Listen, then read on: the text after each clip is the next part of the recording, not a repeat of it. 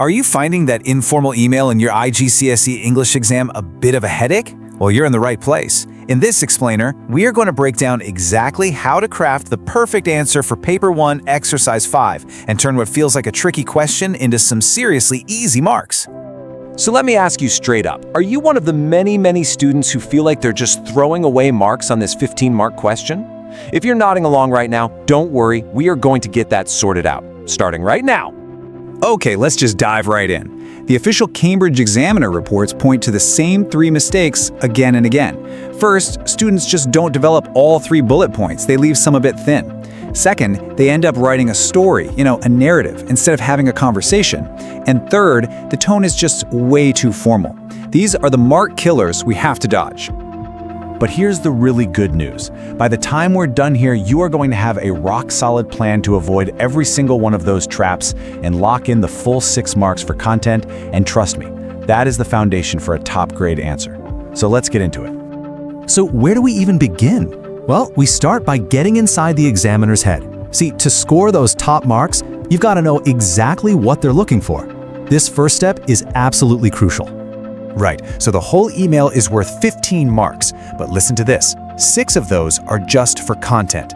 Now the other 9 are for language, but here's the secret. You can't even get to the top language marks if your content isn't perfect. So today, our entire focus is on locking down these 6 content marks. Okay, so let's decode this examiner speak. When they say something like task fulfillment, all they're really asking is, did you answer all 3 bullet points? Simple. And what about development of ideas? That's just a fancy way of saying, did you add some extra detail? All of a sudden, it seems a lot less scary, right? It's all about writing a friendly email directly to the person and just adding those little extra details. So, here is the most important takeaway from this section.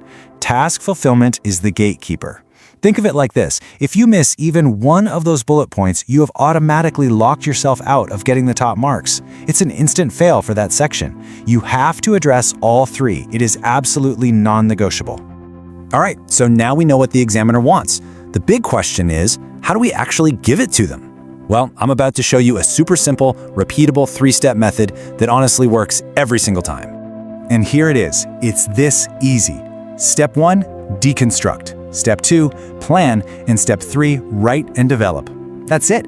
That is your entire roadmap to a full mark answer. Let's break down what each one actually means. Okay, Step 1, deconstruct. Before you even think about writing a sentence, you have to read that question and pull out 4 key details. Who are you writing to? This tells you the tone should be informal. Why are you writing? That's your purpose.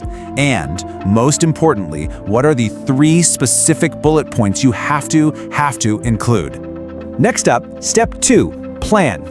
Now this step takes, maybe a minute, but this is where you earn those development of ideas marks. For each bullet point, you're just going to quickly jot down 1 or 2 extra details. This tiny step is what stops your answer from being thin and basic, and it's what pushes your marks way up. And finally, Step 3, write and develop. You're aiming for about 120 to 160 words. The real key here is to keep that tone informal, friendly, and conversational. And this is the critical part. You have to weave in all those awesome little details you came up with in your plan. Okay, theory is great and all, but let's actually see how this method works with a real exam question. We're going to build a perfect 6-mark answer together, right here, right now, step by step. So here's our question, right from a past Cambridge paper. You've damaged your cousin's jacket. Ouch. The 3 bullet points are super clear. Explain what happened, say how you feel about it, and suggest what you're gonna do. But hang on, before we write our amazing answer, let's quickly look at a low-scoring one. This is what you don't want to do. This response makes all those common mistakes we talked about. It's basically just telling a story, not having a conversation. It's a bit repetitive and it doesn't really add any new details to develop the points. This is exactly what we're trying to avoid. Okay, time to use our method. Step 1, deconstruct. Who are we writing to? Our cousin. So the tone is informal and friendly. Why? We damaged their jacket. And what are the 3 points? What happened, how I feel, and what I'll do. See? Simple.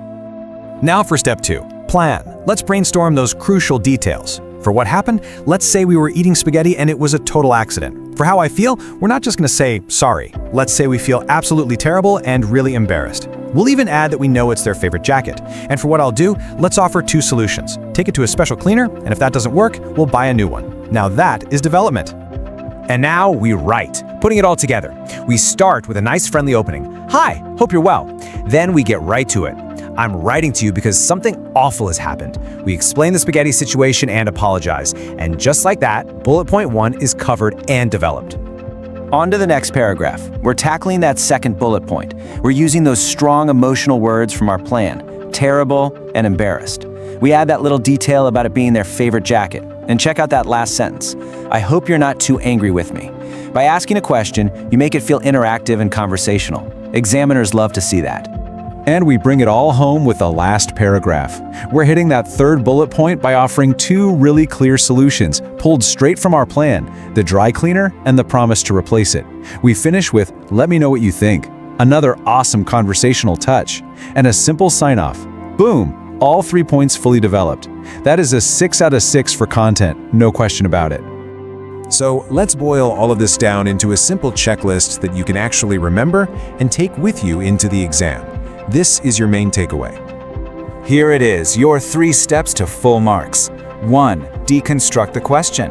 Find your audience, your purpose, and those 3 points. 2. Plan. Just add 1 or 2 extra details for each of those points. And 3. Write conversationally, making absolutely sure you include everything from your plan. If you follow this, you are well on your way to a top score. Okay, so the absolute best way to get good at this is to actually do it. So go find another past paper, try out this 3-step method, and prove to yourself just how easy it is to lock in those 6 content marks. You've got this. And I'll leave you with one last thing to think about. What if the most important skill in any exam isn't just about knowing the content, but about knowing exactly how the person marking it thinks?